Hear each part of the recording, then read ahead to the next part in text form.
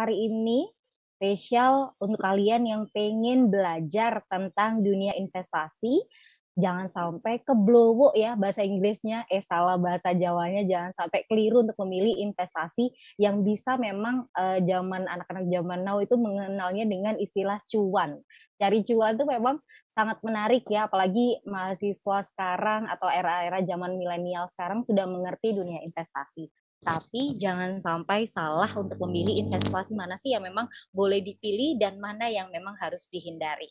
Hari ini kita akan ngobrol tentang menghindari penipuan investasi di era digital bersama dengan seorang pakar keuangan dan beliau juga menjabat sebagai Direktur Keuangan di Universitas Erlangga.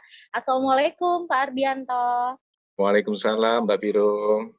Pripun kabarnya ini Bapak? Alhamdulillah dalam kondisi sehat-sehat. Swabnya negatif, jadi kondisi masih prima. Baik, ini posisi bekerja dari rumah ya Pak? Iya, kita semua memang lagi WFH ini. Baik, semoga WFH-nya from home ya Pak ya, bukan from hotel atau from hospital atau bukan from Hong Kong ini, karena memang udah lama nggak ada perjalanan dinas atau kemana-mana. Ini perjalanannya virtual saja, belajarnya secara virtual. Bapak, seperti yang saya sampaikan tadi di awal, bahwa sekarang ini banyak sekali tawaran-tawaran untuk investasi ya Pak. Apalagi sekarang anak-anak milenial di Pak Ardianto sudah banyak mengerti dan mau belajar terkait dunia investasi. Tapi nggak banyak juga ini Pak yang ternyata salah untuk memilih investasi, sehingga uangnya malah dibawa kabur, kemudian atau malah hilang sama sekali, nggak ada kabar. Pak Ardianto, ini gimana sih caranya mengenal investasi untuk diri kita sendiri? Oke, terima kasih Mbak Biro. Pertanyaannya bagus karena ini sangat up to date situasi saat ini. Di masa sulit ini kan kemudian banyak sekali upaya-upaya. Ya ada yang memang upayanya memang rasional ya, ada juga yang melakukan hal-hal yang tidak pas ya, akhirnya menyusahkan masyarakat dengan membuat suatu investasi bodong atau sifatnya penipuan dan lain-lain, yang itu kalau teman-teman adik-adik mahasiswa tidak sikapi dengan bijak itu bisa malah menjerumuskan ya. Oleh karena itu perlu pemahaman. Sebenarnya investasi itu kan upaya kita. Jika ada dana yang berlebih, kemudian dana itu akan kita harapkan bisa memberikan return di masa depan, ya itu namanya investasi ya. Tetapi kan tidak terus kemudian tanpa perhitungan, ya kan? Misalkan kita bicara, kalau Mbak Viro ditanya, Mbak Viro seneng utang apa seneng pakai uangnya sendiri? Saya tanya, misalkan jawabnya gimana Mbak Viro? Pakai uangnya sendiri Pak, tapi nggak Alasannya cukup. apa? Karena memang lebih aman nggak was-was. Kemudian ya karena uangnya sendiri sehingga tahu porsinya mau dipakai seberapa. Tapi kita harus ingat ya kan, bahwa utang itu juga untuk beberapa hal memang perlu, tapi harus bijak ya kan. Baik. Untuk beberapa perusahaan-perusahaan yang melihat potensi pasarnya memang bagus ya, kemudian tidak ada turbulensi di masa depan, terus kemudian juga saya yakin mereka akan lebih senang utang. Karena apa? Karena pendapatan diprediksi meningkat, sehingga keuntungan itu bisa untuk nutup beban tetap berupa bunga. Kalau istilahnya bahasa umumnya bunga gitu ya, atau pengembalian pinjamannya itu secara fix rate, kadang-kadang kan beban tetap itu. Nah, sehingga beban tetap ini bisa ditutup kalau pendapatan naik terus, maka sebenarnya tidak ada masalah. Problemnya siapa yang berani menjamin bahwa situasinya akan selalu meningkat terus.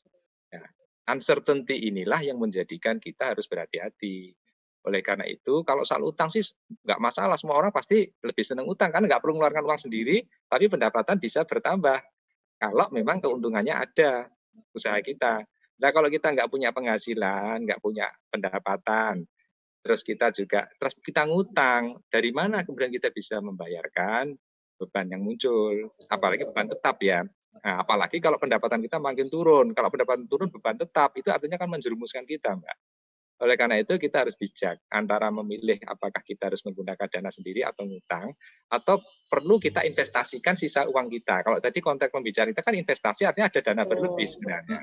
bukan soal utang ya, tapi soal dana berlebih. Iya. Tapi ketika membahas dana berlebih ini yang menjadi perlu hati-hati, apakah akan semua dana yang kita miliki kita investasikan pada satu tempat, ataukah kita akan bagi dalam berbagai portofolio, bagi-bagi untuk mengurangi risiko, ya. Jadi kalau kita misalkan tidak terlalu yakin dengan satu objek investasi, ya jangan terlalu sembrono ya, seluruh dana kita ditanamkan di situ. Nah, akibatnya nanti kalau ternyata itu, maaf ya, kan biasa ya kalau investasi itu kan ada klausul-klausul gitu ya, pas bagian ini enggak, pas bagian rawannya ditulisnya kecil gitu kadang-kadang. Nah, hanya itu Syarat dan kecil. ketentuannya dong ya Pak ya. Syarat ketentuan kecil, begitu kita saatnya menarik, oh enggak bisa karena ini ada ketentuan, bareng dibuka, oh iya tiba-tiba memang kita kalah secara itu. Nah, hati-hati kita yang pertama membaca klausul-klausul di dalam kontrak-kontrak investasinya. Ya. Terus yang kedua, jangan sembarangan mengeluarkan seluruh dana kita untuk diinvestasikan. Ya kalau kita memang mau belajar investasi ya dibatasi saja. Kalau uang kita 100, ya yang 20 saja dibatasi misalkan. Berapa persen kita sanggup untuk mengelola risiko itu. Ya. Jadi ini istilahnya kalau bahasa kerennya managing financial risk atau mengelola risiko keuangan ya. Jadi sekalian belajar, anggaplah 20 itu sebagai apa? Uang kuliah untuk belajar investasi. Bukan kok terus seluruh 100-nya diinvestasikan. Betul. Hanya gara-gara, ini biasanya kalau dipersuasif itu kan orang emosi ya Mbak ya. Betul, secara psikologis ya Pak ya, tertantang mungkin betul, ya lebih tepatnya. Ini harus dijaga emosi. Jadi orang yang berinvestasi itu harus bisa mengendalikan diri. Ya. Harus jangan emosional, tapi harus rasional juga. Baik. Karena kalau sudah tidak rasional itu biasanya itu akan terjerumus. Karena hanya dengan bujukan-bujukan, percaya sama teman, percaya sama orang, melakukan verifikasi-verifikasi yang mendalam. Sedangkan kita baca berita saya harus diverifikasi, Mbak. Betul nggak? Betul, jangan sampai termakan hoax ya Pak. Betul. Apalagi uang kita mau kita tanamkan. Ya. Berarti harus ada informasi-informasi di platform-platform yang memang sudah umum yang menyatakan kondisi perusahaan ini memang betul perusahaan yang kredibel. Ya, tidak tiba-tiba kita baru dengar suaranya, apalagi itu ada iming-iming terlalu berlebihan. Pokoknya kalau iming-imingnya terlalu berlebihan itu kita harus hati-hati. Harus biasanya mencurigai ya Pak ya. Ya. Mungkin kalau misalnya bahasanya anak zaman sekarang itu kepo ya Pak ya. Untuk kepo lebih dalam lagi terkait apa yang ditawarkan oleh orang tersebut atau sebuah perusahaan itu tadi. Tadi menarik sekali yang Pak Ardianto sampaikan terkait mengenali potensi resiko yang memang dimiliki oleh masing-masing orang. Karena masing-masing orang tentunya memiliki kemampuan berbeda dalam hal investasi seperti itu, nggih Pak. Tapi memang kondisi yang ada di Indonesia saat ini menurut Pak Ardianto bagaimana sih Pak? Apakah memang semuanya sekarang memang sedang ingin belajar investasi karena menjanjikan atau bagaimana Pak? Ya, sebenarnya investasi itu kan kalau kita dana berlebih, investasi itu kan juga menggerakkan perekonomian. Karena oleh pihak yang menerima investasi akan dioperasionalkan dalam bentuk aset yang juga yang produktif tentunya. Sehingga akan menghasilkan pertumbuhan ekonomi juga daripada uang disimpan dalam bentuk uang loh ya Mbak ya. Kan nggak ada pergerakan ekonominya kan. Bagi kita sebagai investor itu kan tetap ya tadi itu menjaga yang yang kehati-hatian itu. Salah satunya tadi kita harus membayangkan ya, kalau kita usaha itu kira-kira return profitnya berapa ya kalau usaha seperti itu? Apa mungkin dia bisa memberikan pengembalian sekian? Sedangkan usaha itu saja tidak mungkin. Artinya kalau duit kita ditanamkan, dijanjikan mau digunakan untuk peternakan katakanlah ayam gitu ya. Terus menjanjikan return yang luar biasa besar. Terus kita bayangkan, seandainya saya itu loh, usaha peternakan ayam, bisa nggak itu saya dapat laba segitu? Kalau nggak mungkin dapat, terus dari mana dia kok bisa menjanjikan padahal dia kan nanti dibagi hasil kan. Nah, berarti ini sudah tidak masuk akal. Kalau sudah tidak masuk akal ini kita harus hati-hati. Mending nggak usah terlalu besar tapi rasional. Ya, dan itu juga dilatih dengan apa? Apakah kemudian memberikan informasi keuangan yang handal atau tidak? Artinya keterbukaan informasinya ada atau tidak? Kalau investasi tanpa memberitahukan keterbukaan itu, nanti pada saat kita menagih dia akan mengatakan, maaf belum untung. Kita kan janjiannya bagi hasil. Nah, besoknya ditagih, maaf belum untung. Bukan memang bagi hasil kalau nggak ada untung kan nggak bisa ada yang dibagikan toh. Betul. Nah, sebenarnya nggak ada masalah nggak diberi pembagian nggak apa-apa asal ada informasi pendapatannya berapa, bebannya berapa, sehingga sekarang ruginya berapa. Lah kalau ruginya juga tidak disampaikan atau labanya tidak disampaikan, hanya diberitahu saja. Oh, Anda itu sekarang eh, kita laba, Anda tak kasih sekian gitu toh.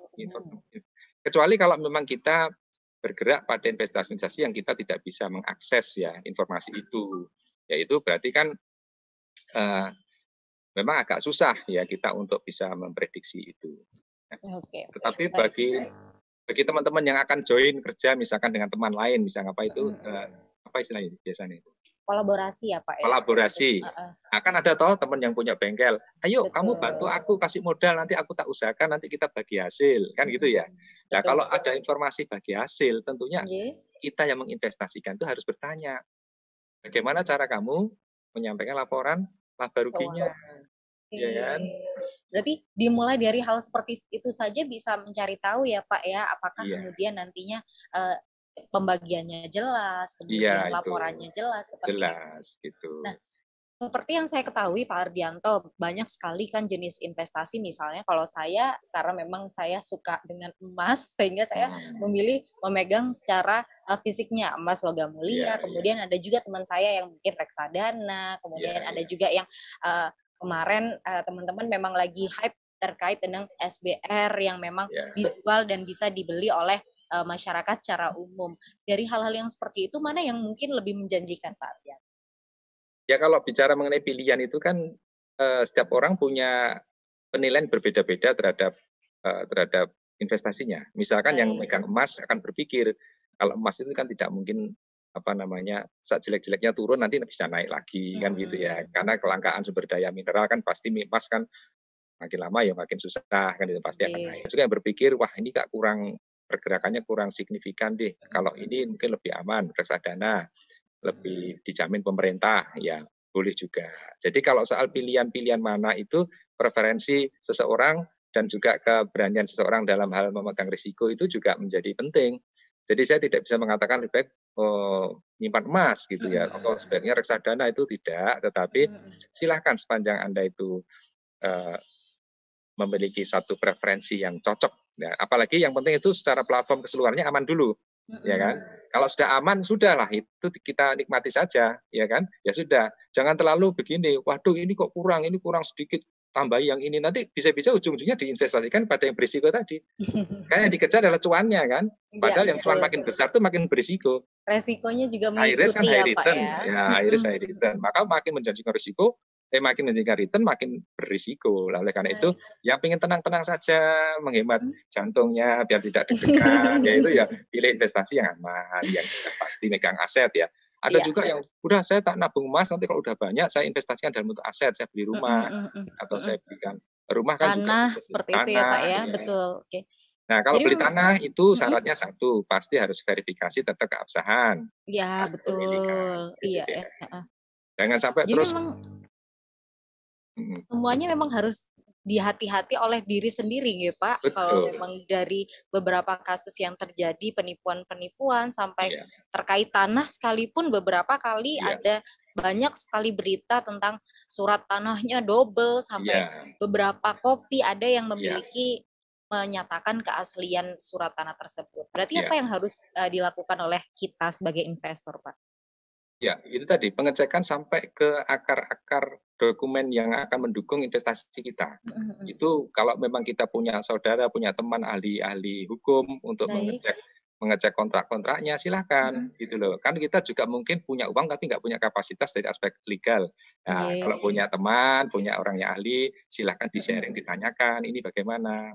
Jadi jangan diem-diem tiba-tiba nanti ketika sudah punya masalah baru cerita-cerita gitu ya. Tapi sebelum mengambil keputusan, tolong beberapa ahli atau beberapa narasumber yang bisa kompeten kita ajak diskusikan dulu. Misalkan tadi membeli tanah. Dan membeli tanah kan mungkin perlu kita cek ke lembaga yang memang terkait dengan keabsahan pertanahan ya Pak ya. Tanahan ya. Apakah betul ini tidak ada sengketa atas aset ini? Oh tidak ada. Jadi kita minta fotonya dulu untuk kita cekkan dulu. Kalau sudah ada confirm tidak ada masalah, baru kita bisa bertransaksi dengan notaris yang juga melalui prosedur yang bisa dipertanggungjawabkan.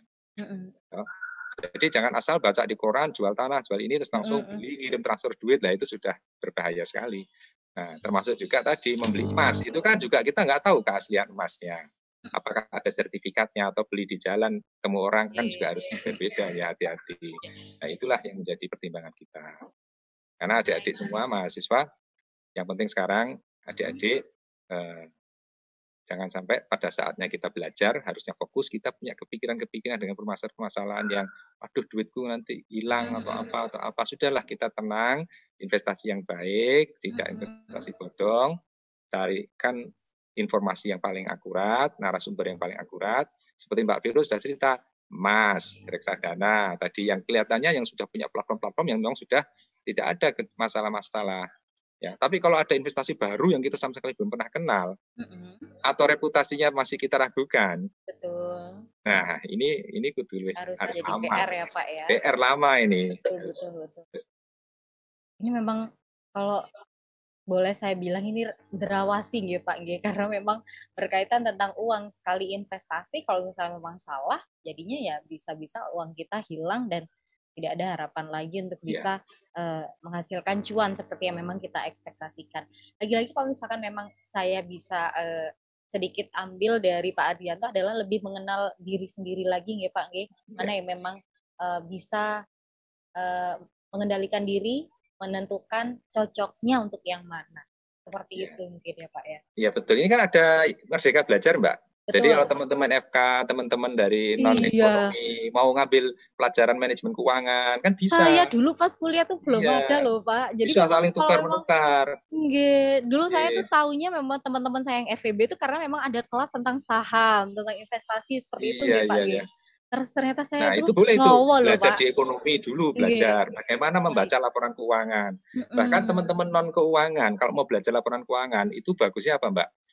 Kalau nanti pada saat wawancara dites, ya, kan ditanya nih, apa kontribusi yang bisa Anda berikan pada perusahaan saya, misalkan gitu ya, si interviewernya kan tanya nih. Nah kalau kita sudah baca laporan keuangannya dengan detail, kita analisis, wah kita ngomongnya kelihatan pinter. Ya kan, misalkan, oh begini Pak kontribusi saya, setelah saya lihat profil Bapak, ini posisi total aset menunjukkan posisi 70%. Artinya risiko perusahaan Bapak itu cukup tinggi. Jadi Bapak harus melakukan kehati-hatian dalam hal melakukan, kan kelihatan pinter Mbak. Kadang kita hanya baca satu hari, pun nggak hanya berapa jam baca, ya kan? Tapi kita kelihatan pinter. Jadi saya sarankan adik-adik, meskipun bukan dari akuntansi bidangnya ya Pak ya, belajar dong, nggak apa-apa ya. Ini benar-benar sangat-sangat. Misalkan perikanan, baca laporan keuangan bagus. Bisa. Betul Pak, iya. Karena memang kalau misalnya kita bilang semua lini membutuhkan cara untuk membaca laporan keuangan kan Pak, tidak harus menunggu lulusan dari akuntansi, tapi mungkin lebih spesifik bisa memang. Artinya laporan keuangan itu kan bisa mencerminkan kondisi keseluruhan perusahaan. Ya betul. Laporan keuangan itu bisa mencerminkan kondisi keseluruhan perusahaan Mbak. Jadi dengan baca laporan keuangan itu seperti kita membedah mulai A sampai Z perusahaannya. Nah, dibanding-bandingkan aja antara misalnya utangnya dengan asetnya, utangnya dengan modalnya, labanya dengan total penjualannya, itu kan bisa kita banding-bandingkan. Ya seperti kalau profil manusia itu orang itu cantik apa enggak kan membandingkan antara panjang hidung dengan lebar jari misalnya kan. Iya, Pak. Ya kan? Itu kan sebenarnya tanpa sadar kita membandingkan profilnya kan. Nah, di perusahaan tolong dibandingkan profilnya. Oh, ini aman enggak ya saya investasikan di sini ya. Saya lihat profilnya dong, saya baca laporannya dong, kita lihat di profilnya. Oh, waduh ini perusahaan ini berisiko nih. Kalau saya investasi di sini tambah bisa celaka, ya gitu contohnya. Nah itu perlu pemahaman juga sebenarnya. Baik, jangan sampai karena mungkin sekarang kan lagi tren investasi karena ikut-ikutan teman akhirnya tanpa mengetahui dasar-dasarnya yang memang harus diketahui sebagai seorang investor bahwa mungkin membaca laporan keuangan itu dibutuhkan. Di UNER bisa ya Pak ya? Mungkin teman-teman FK mau belajar. Bisa. Keren ini nanti nih. Silakan ini Direktur Pendidikan diwawancara ini nanti.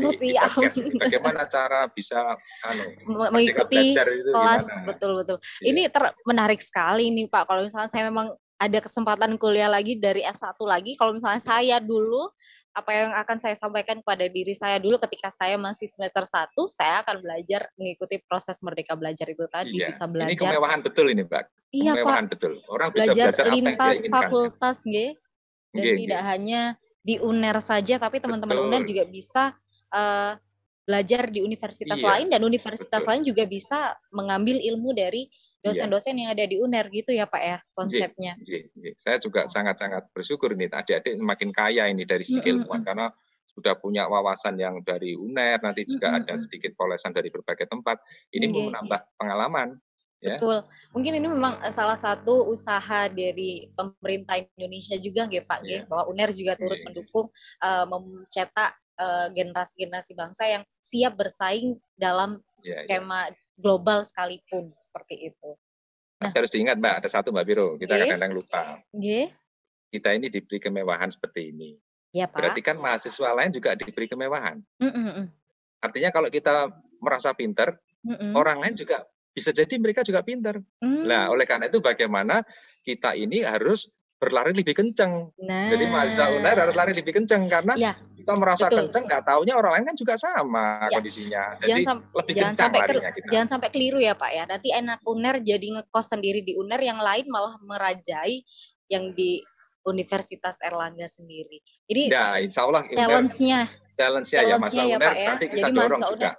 Betul. Untuk belajar. Ini hal yang sangat menarik, jangan sampai terlewat ini ya, apalagi memang dunia sudah tidak terbatas lagi ya Pak Ardianto ya, bahwa ingin belajar di sini, ingin belajar di sana, semua informasi sudah terbuka lebar, apalagi terkait dunia investasi juga, sudah banyak juga ya Pak ya, mungkin pakar-pakar yang membahas dunia investasi ini di YouTube mungkin, atau mungkin di beberapa platform yang lainnya yang terbuka secara lebar. Ini teman-teman harus benar-benar. Tapi nggak bisa satu Mbak Vero, maaf, nggak bisa satu disiplin ilmu, berarti kan. Jadi kalau ketika saya tadi cerita soal laporan keuangan, soal macam-macam itu kan dari satu disiplin. Padahal di tempat lain itu mereka juga berpikir tentang teknologi informasinya, ya bagaimana mereka juga memahami bagaimana sampai mendalam tentang data analisis. Nah itu. Nah kalau tanpa data analisis yang saya sampaikan tadi menganalisa laporan, ya mungkin kurang lengkap. Tapi kalau ada data analisis dari berbagai informasi, wah luar biasa itu ya, Mbak Viro. Penguasaan data itu. Tentunya UNER siap mendukung proses kampus belajar itu ya Pak Ardianto ya. Insya Allah, untuk turut mengedukasi seluruh masyarakat Indonesia, sivitas akademika ini terutama targetnya mahasiswa UNER seperti yang dicanangkan oleh rektor untuk menjadi lulusan yang hebat sesuai dengan yang diharapkan oleh rektor, dan tentunya terkait dengan investasi yang memang banyak sekali pilihannya, tergantung oleh pribadi masing-masing, kemampuan masing-masing. Pak Ardianto, singkat saja sarannya atau mungkin kiat-kiatnya memilih agar tidak terjerumus ke investasi bodong Pak, secara singkat. Ya, secara singkat, yang pertama jangan terganggu dengan iming-iming cuan atau laba. Kalau Mbak Viro bilang cuan, kalau kita sampaikan laba yang terlalu besar, yang tidak rasional. Terus yang kedua, jangan pernah merasa bahwa uang yang kita dapatkan sekarang itu dengan mudah bisa kita dapatkan di kemudian hari. Jadi lebih apa artinya? Lebih bisa bijaksana dalam menginvestasikan, sehingga tolong dibatasi investasi untuk bisa tetap mempertahankan, jangan sampai risiko itu tidak kita pertimbangkan.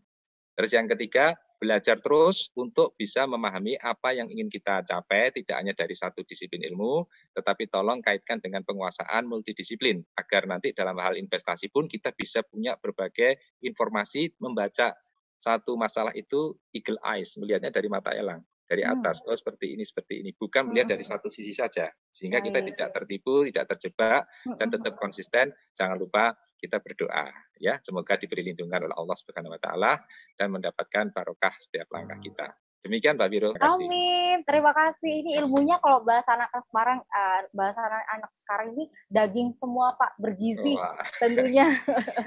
Baik, Pak Ardianto, terima kasih sekali. Sehat selalu. Siap nanti ditunggu kolaborasinya untuk ngobrol-ngobrol lagi masalah pencerahan literasi investasi untuk kaum muda dari Sivitas Akademika Universitas Erlangga juga.